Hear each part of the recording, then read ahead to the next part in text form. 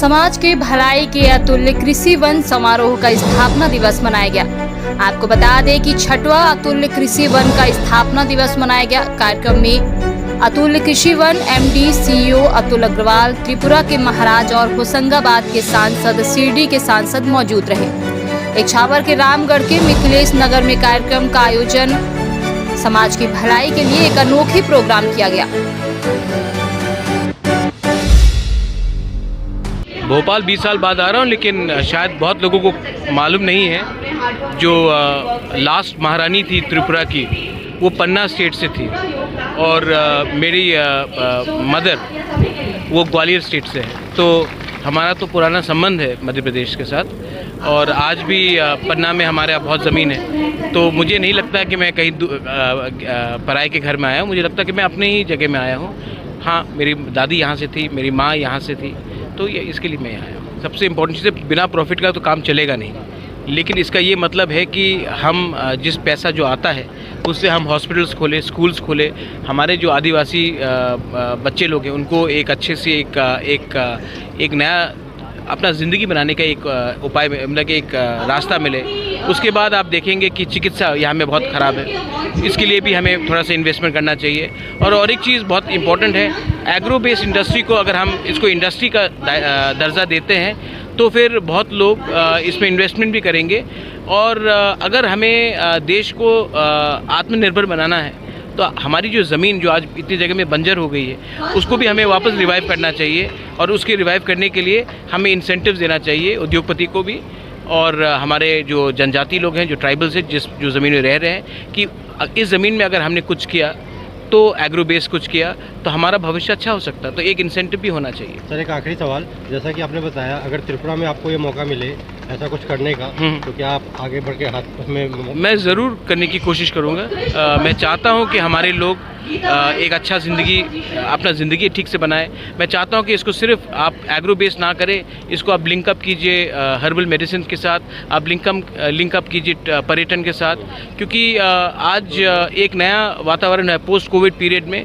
सब लोग चाहते हैं कि बॉम्बे हो, दिल्ली हो, बेंगलोर हो, वो चाहते हैं कि वो ऐसे रूरल एरियाज़ में आए और एक अच्छा सा एक रिट्रीट भी हो, पर्यटन भी हो जाएगा, मेडिसिनल पर्पस भी हो जाएगा और अपना एग्रो बेस्ड इंडस्ट्री भी चलेगा और एम्प्लॉयमेंट भी लोकल होगा। Thank you. किसानों को उनकी उत्कृष्ट भूमिका के लिए सम्मानित किया गया। साथ ही साथ आदिवासी बच्चों ने लोक नृत्य से सभी का मन मोह लिया।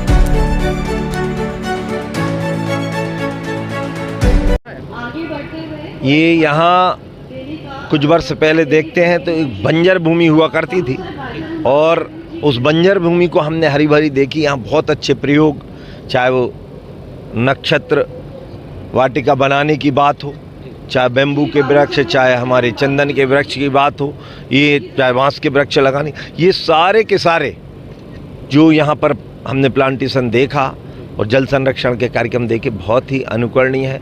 और इससे आम किसान भी कुछ सीख लेकर अपने खेत को हरा भरा और प्रकृति मैया को बचाने का काम करें।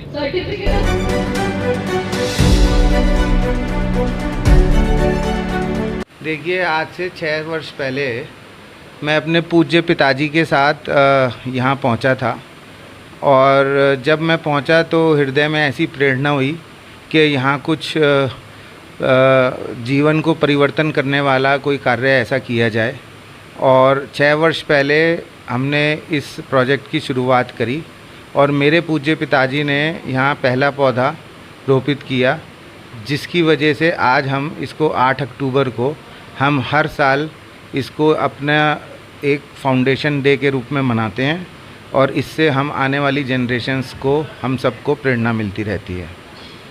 सर, किसानों का जैसा आपने बताया, किसानों को लाभान्वित हो रहे हैं, तो यहाँ जो किसान हैं एक बार बता दीजिए कितने लोगों को रोज़गार आपके इस काम से मिल रहा है?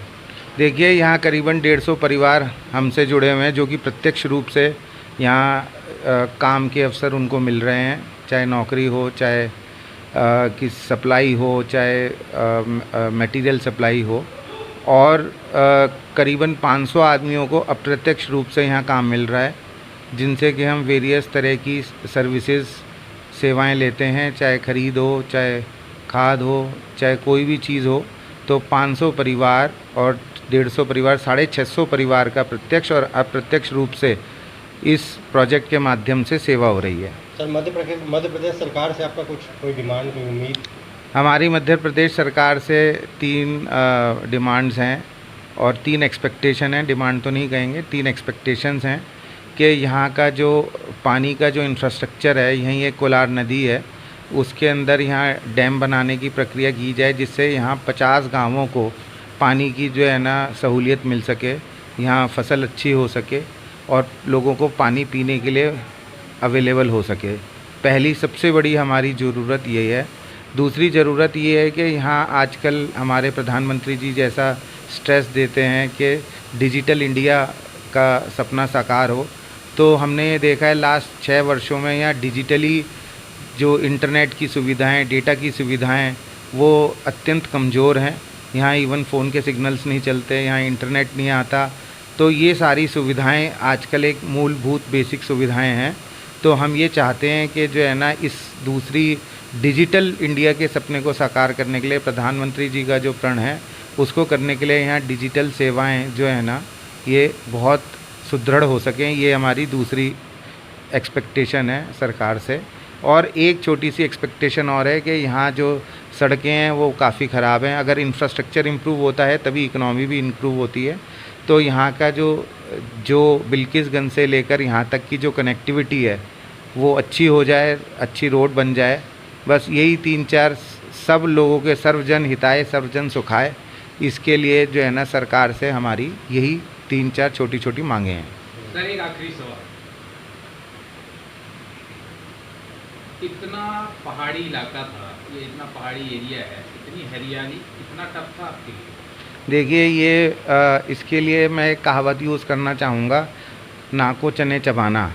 तो ये उसी तरह की जो है ना चीज़ थी कि आप ये समझिए नाकों चने चबाए और भगवान की प्रेरणा से, भगवान की कृपा से और अपने बड़ों के आशीर्वाद से हम लोग ये चीज़ सफल कर पाए। यही इस चीज़ का जो है ना मूल क्रक्स है।